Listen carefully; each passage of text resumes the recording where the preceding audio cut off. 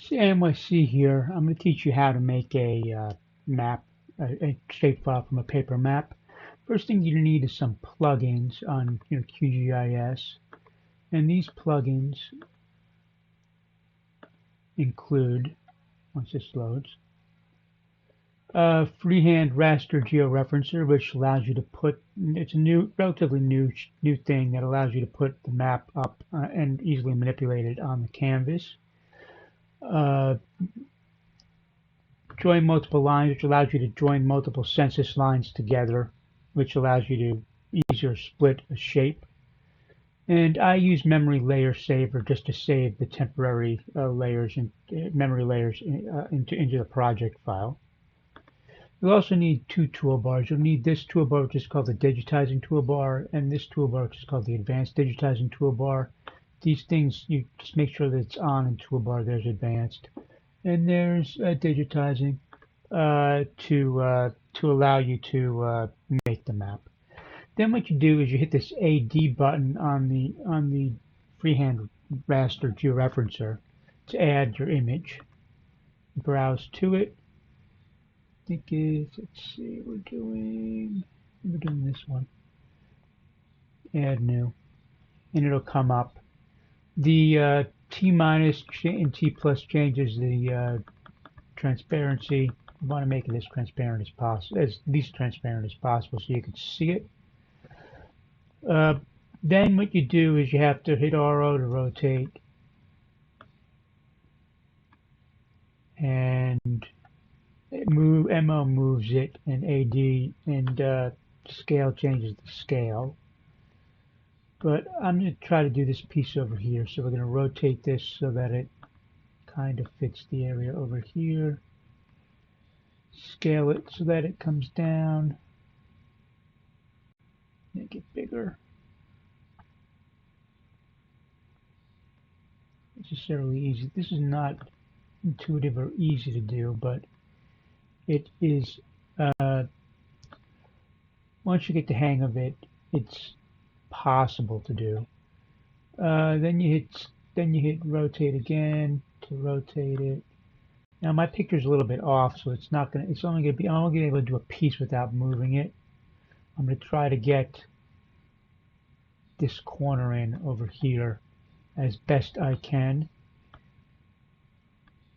I mean, you can see the process. You just basically make it bigger, make it smaller, move it, rotate it, make it bigger, make it smaller, move it, rotate it, make it bigger, make it smaller, move it, rotate it, until it fits your jigsaw puzzle of where the streets are. But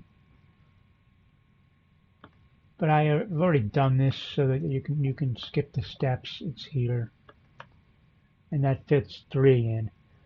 I then turn on the lines, the edges for the Bronx. You get this from Census's website. Turn them on. There they are.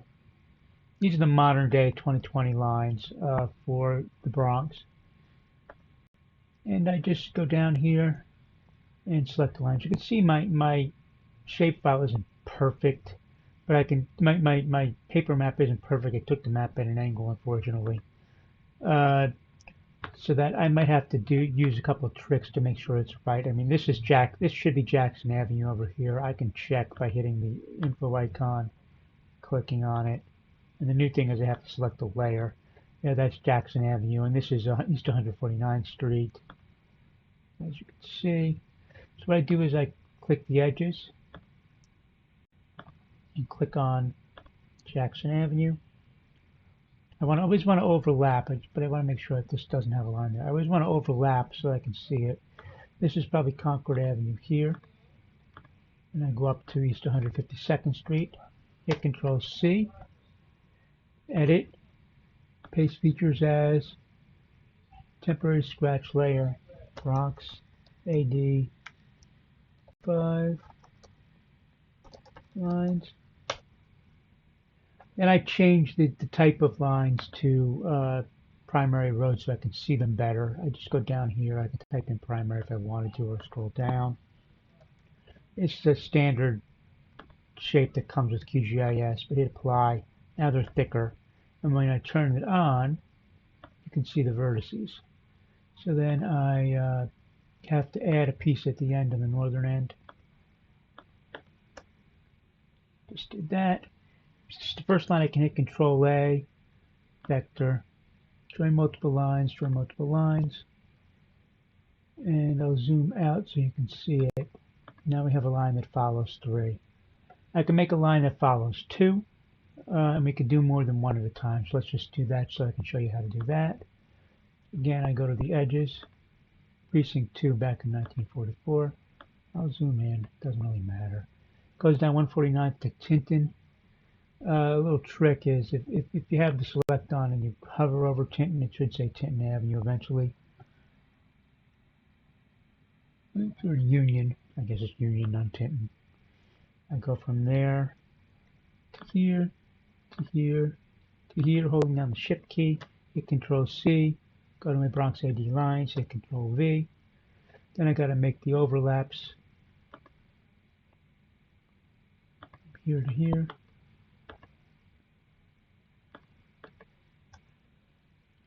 And from here to here. Now, since I have another line, I can't hit Control A. I just gotta shift and click on the left click on the lines. Then I go to Vector, join multiple lines, Okay. Next thing I'm going to use is the Split with Lines tool. You have to open up the processing toolbox. If you do that, you just go to Processing Toolbox or hit Control Alt T, and you can search for the Split with Lines tool. But I have it because I just used it. I go to Split with Lines. One other step which I didn't do, which I'll show you in a second. I only want to do a piece. I don't want it the whole shapefile to get split. So I go select that. Then I do Split with Lines. The split input layer is the layer you want to split. So Bronx ADs. The split layer is Bronx AD lines 5. And then all I got to do is hit Run. In theory, here we go. We have 1. We need 2, so I do run it again.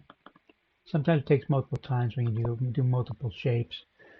Split to Bronx 85 lines. Hit Run. Now we have 2. 1, 2. Okay.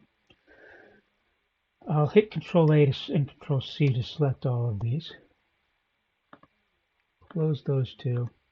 I want to delete the shape that's selected from Bronx ADs. Delete. And copy them from this. Control A, Control C, Control V. So you can see now we have 2 precincts, 2 and 3 in the Bronx, South Bronx. So then I open up the attribute table. Popped up my other screen over here. Bring it over. I'm using a monitor.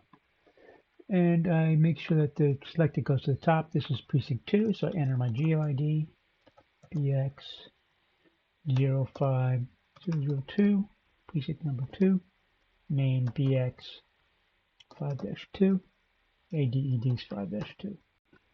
Then I select the other one.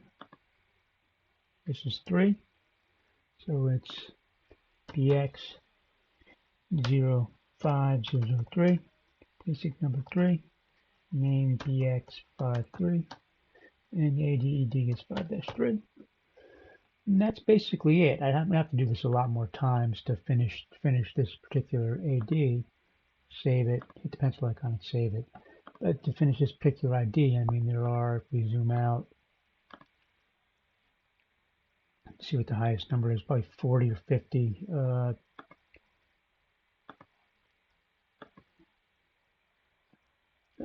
precincts I'm going to have to make. But that's basically it. 44. That's basically it. And I keep on doing that until I'm done. Start with an edge that's on the edge, a precinct that's on the edge, so that you can easily see it, and then you can easily cut it. If you start in the middle, sometimes you'll have problems. Anyway, that's it. Thank you for watching. If you have any questions, please put them in the comments. Thank you very much, and happy mapping.